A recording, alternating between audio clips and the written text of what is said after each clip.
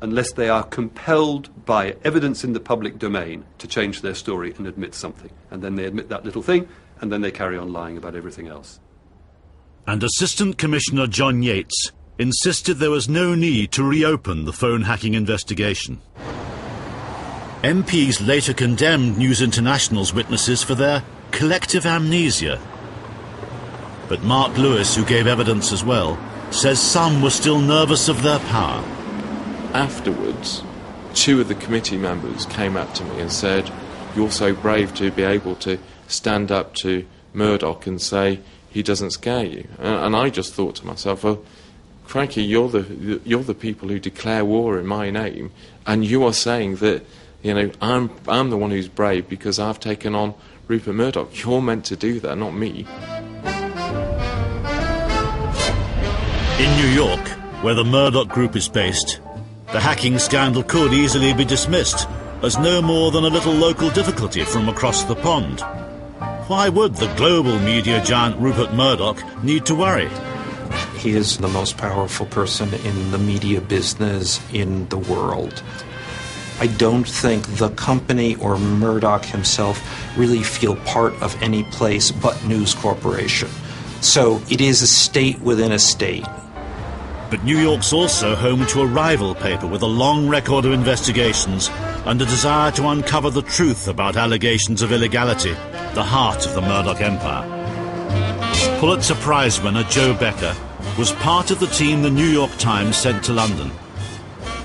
They talked off the record to more than a dozen News of the World journalists. We heard the same story over and over again. This was no secret in the News of the World. As someone told me, you know, the office cat knew. I mean, everybody knew. Essentially, all of the big showbiz splashes, one reporter said, came from the dark arts. And they were encouraged to use them.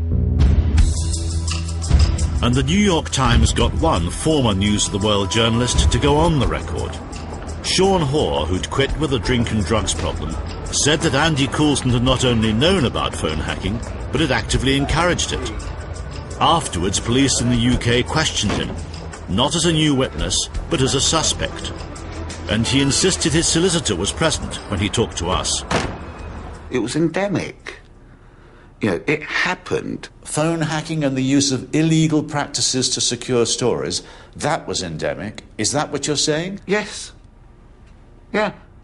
People were scared, right? So if you've got to get a story, you've got to get it. And you have to get that by whatever means. Were you subject to that pressure? Yeah, of course I was. I mean, that is the culture of News International.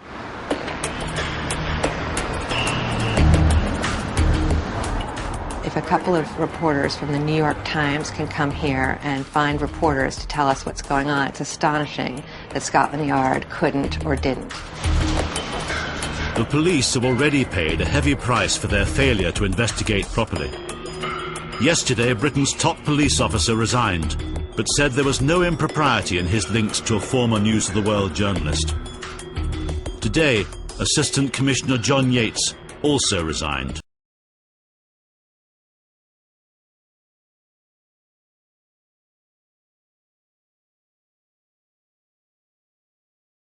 In April this year, Rebecca Brooks wrote to Parliament that she was simply stating the widely held belief that payments had been made in the past to police officers. The MP who raised the issue is one of the very few who've taken on Mr. Murdoch. The relationship between the News of the World and the Metropolitan Police is the thing I was trying to get at in 2003, and I think has continued to be sort of institutionally corrupting. Later that year, the News of the World and the Mail on Sunday both printed a picture of Mr. Bryant, who's gay, posing in his underwear. He was clearly in News International's sights. On one occasion at Labour Party conference, Andrew Pearce, who was at the time writing for the Times, just took